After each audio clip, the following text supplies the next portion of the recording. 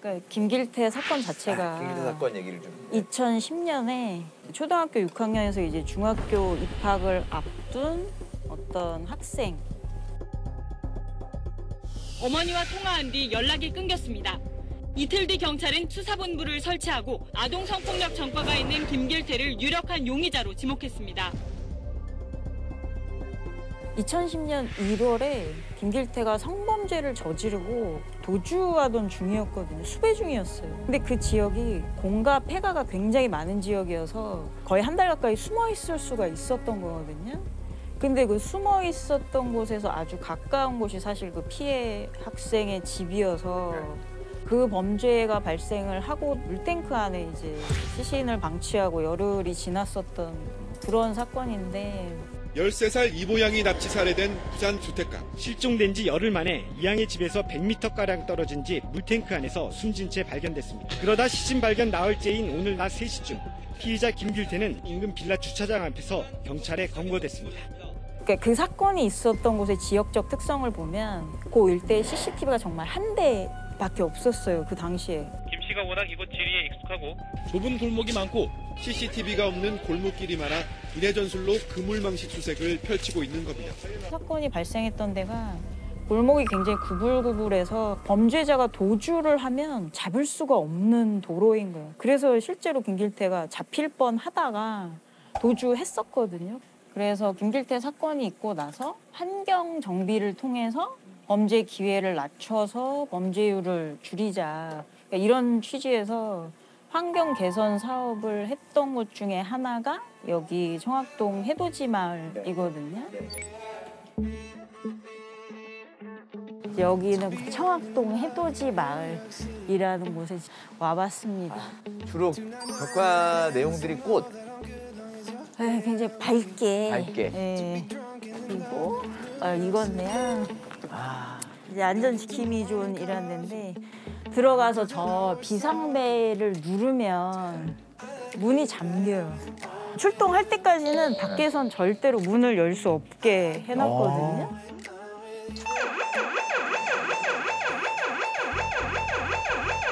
써있네요. 장난으로 누르지 마세요. 민형사상 처벌 받을 수 있습니다. 대피소가 있는데. 언제 있어요? 네. 못 보셨어요? 네. 쏟아 들어가면 누워서 누르면 갇혀요. 바깥에서 열 수가 없어요. 그런 게 있다고요? 네, 그게 있습니다. 그러니까 제가 범죄자 입장에서 생각해봐도 내가 만약에 범죄를 저지르고 싶다. 그러면 내가 맨 처음에 기준으로 생각하는 건 근처에 CCTV가 있나 없나. 그렇죠. 그러니까 첫 번째. 그리고 밝은 곳을 피하게 되잖아요. 사실 부산의 그 말들은 이미 약간 관광 명소가 돼서 부산 바다가 다 보여요. 그리고 전망대가 생기니까 이미 그 마을은 그렇게 깨끗해지니까 사람들이 모여들고 그것만으로 범죄가 아니라. 진짜. 그렇죠. 예, 거기 그게 안 오고. 있으니까. 그러니까 저희가 알쓸 범잡에 그 저희 티저 나갈 때 혹시 모토? 그러니까 우리 주변의 이야기입니다. 이렇게 나갔거든요. 그리고 오늘 저희가 왔던 마을이라든지 CCTV라든지 이런 것들도 사실 다 저희 주변에 있는 것들이잖아요. 결국 그거를 감시하고 지켜보는 지역 공동체, 그러니까 사람들의 힘이 없이는 힘을 발휘할 수가 없는 거기 때문에 일단 어떤 사건인지 간략하게 얘기 좀 해주시죠. 그러니까 형제복전 사건은 사실 세상에 드러난 게 1987년에 드러났습니다. 80년대 초에 우리가 올림픽하고 아시안게임을 유치했잖아요. 80년대 초에. 전두환 정권이 들어서자마자. 그런데 외국에서 언론도 오고 외국인들이 오면 지저분하다는 거예요. 예, 그러니까 도시 환경 미화를 위해서 거리에 있는 불황인들을 단속해서 수용하고, 말은 보호죠. 단속해서 보호하고 수용해라. 그렇게 해서 이제 그런 지령이 내려오니까 불과 한 열흘 만에 전국 공무원 19,000명이 모여가지고 일제 단속을 벌여서 1,800명 이상을 수용소에 다 넣었어요. 근데 그걸 매번 그렇게 할 수 없으니까 이제는 민간 복지단체에 보조금을 주면서 잡아들이는 것까지. 그렇죠. 잡아들이는 것까지. 근데 그때 이제 부산에 있는 형제복지원이 국내에서 제일 큰 불황인 시설이었어요. 불황인을 수용한 시설. 복지시설에 알아서 길에 있는 사람들을 데려가고 그러면 그 사람 머릿수당 보조금을 지급한 거죠. 그걸 전국에서 제일 잘한 사람이 이 형제복지원 만든 원장 박인씨인 거죠. 근데 이제 거기에 이제 열어봤더니 그냥 불황인도 그렇게 하면 안 되지만 70%는 그냥 가족 다 있는 그런 사람들을 단속한다는 명목으로 막 잡아온 거예요. 경찰이 데려갔대요. 왜냐면 경찰이 한 명 데려가면 점수를 주니까. 진급하는 데 필요한 점수를 주니까.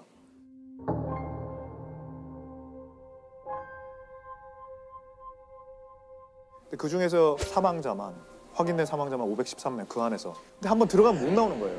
그리고 계속 뭐 매일 때리고 강제노역시키고 어린아이 성폭행, 뭐 애들 뭐 성노예로 만들고 뭐 말 안 들으면 때려서 죽이고 도망가려면 때려서 죽이고 죽어도 사람 수당 보조금을 주니까 밖에 전화 오면 대역을 써서 계속 살아있는 것처럼 해서 보조금을 받고 그 시체는 돈을 받고 해부용으로 의대에 팔고 뭐 그런 식으로 계속 돈을 축적한 거죠. 예.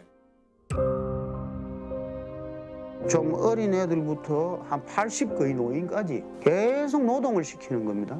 교회당이 있습니다. 그걸 지으라면 성제복전 산이요 45도 정도 가는 국경사예요. 그걸 자갈을 지고 뛰어갔다고 생각해보죠. 부탄은 매일 맞았어요. 안 맞은 날은 없다고 봐요. 누군가는 맞아서 늘 피가 나고 쓰러져가지고 나도 사람 많이 두드려 뺐어. 내가 살기 위해서.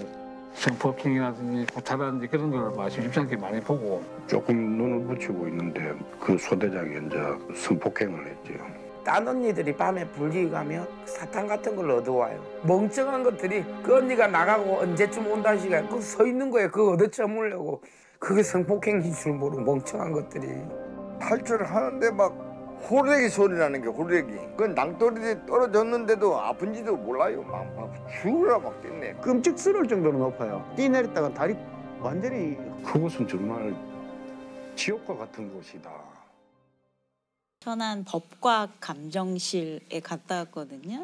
법과학 감정실. 감정실. 그 오늘 거기 가게 됐던 거는 그 연쇄살인범 중에 정두영이라고.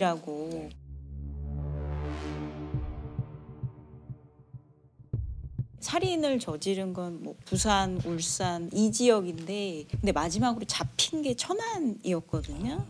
그래서 그 당시 정두영이 체포됐을 때 천안 그 서에 근무하시던 분이 지금 그 법과학 감정실에 팀장님으로 계세요. 네. 아주 낱낱이 다 알고 계신 분이기도 하고 분석을 또 하신 분이기도 한데. 네. 그러니까 정두영이 잡힌 거는 천안 인질극 사건 때문이고 그거는 살인 사건이 아니거든요.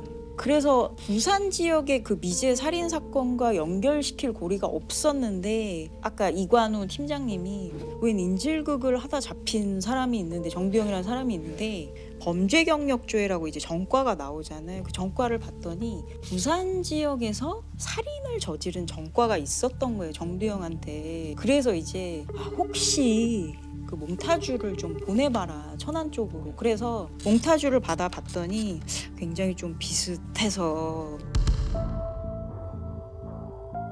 그 정두영 사진을 찍어서 그 부산으로 보내고 또 부산에서 그 얼굴 맞다고 확인을 해주고 그러니까 이런 과정을 거쳐서 부산의 사건까지 다 연결이 됐던 거거든요. 정두영의 어떤 그 범죄 과정을 보면은 15살 때 특수절도로 이미 소년원에 가요. 갔다 와서 18세에 벌써 이제 살인을 저지르고 방범대원을 길에서 만나서 살해하고 12년 그 징역을 갔다 나온 게 이제 30살 때예요. 그러니까 살인 전과가 있고 12년을 살고 나와서도 사실 30살밖에 안 됐던 거였거든요. 나와서도 또 특수절도를 저질러서 다시 또 복역을 하고 다시 나와서 연쇄살인을 시작한 거거든요. 부산 일대에서 이제 계속 저지르다가 더 이상 부산 지역에서 저지르기가 힘드니까 이제 천안 지역으로 왔다가 오로지 그 이유만으로 그렇게 왔던 거예요. 근데 그 살인을 시작한 과정을 보면 사랑하는 여성이 생긴 거예요. 네. 그래서 동거를 같이 하고 그 여성의 어머니, 그러니까 예비 장모님과 이제 같이 살면서 정말 잘 해주셨대요. 그 정두영한테. 그리고 본인도 처음으로 이렇게 사랑을 받고 사람이 범죄를 중단하는 과정에서 가장 영향력을 미치는 두 가지 요소가 있는데 하나가 결혼이고 하나가 직업을 갖는 거거든요. 그러니까 정두영은 어떻게 보면 일생의 기회를 얻은 거죠. 다시는 범죄를 저지르지 않고 살아갈 수 있는. 그래서 정두영의 목표가 내 생각에 내가 번듯하게 남들처럼 살려면 10억이 있어야 되겠다.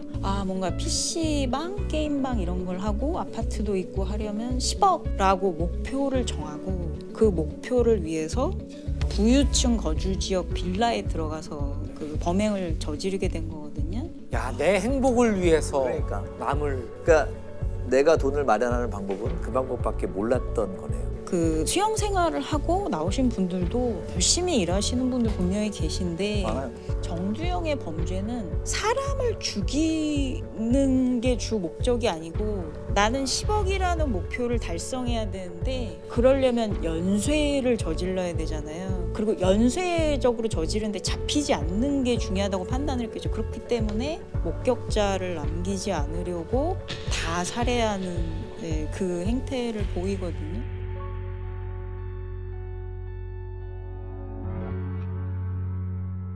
부산 지역에서 계속 저지르다가 어떤 일이 있었냐면 들어가서 2명을 이미 살해했는데 그 집안에 이제 아기가 있었거든요.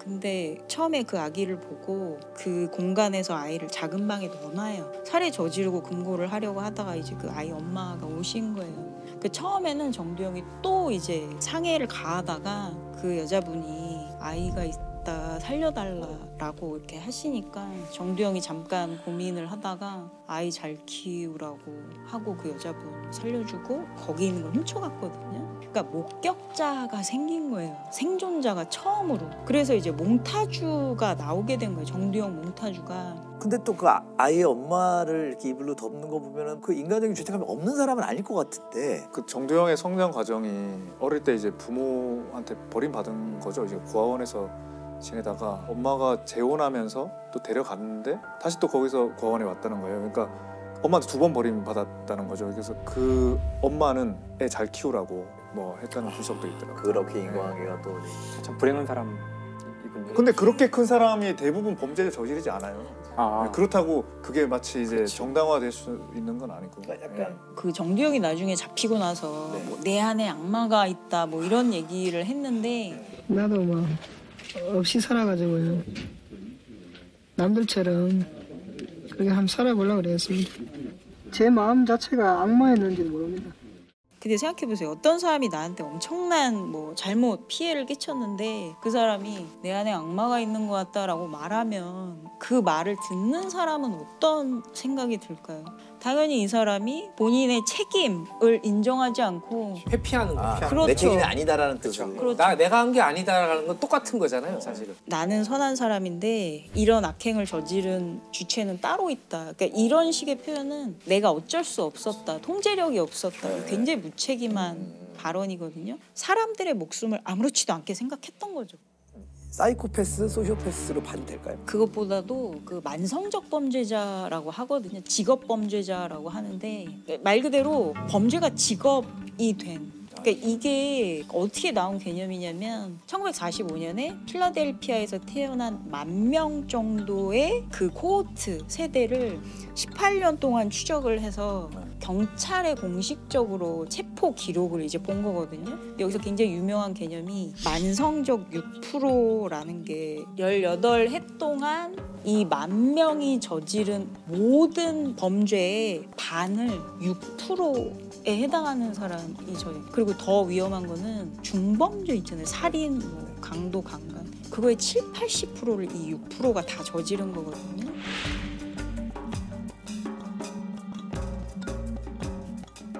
그러니까 범죄학에서 얘기하는 거는 범죄는 아주 소수의 사람들이 반복적으로 저지른다. 그게 실제로 이제 연구로도 나오는데, 그러니까 정두영 같은 경우도 보면은 그 이런 만성적 범죄자의 특성을 보여주거든요. 그러니까 내가 뭔가 문제 상황이 생기거나 이런 걸 해결할 때 폭력성. 공격적으로 10억을 버는데 우리가 땀 흘려서 이런 게 아예 스크립트에 없는 것 같아요. 인지적 스크립트에 없고 오로지 내가 그걸 빨리 얻을 수 있는 방법은 남의 집을 털어서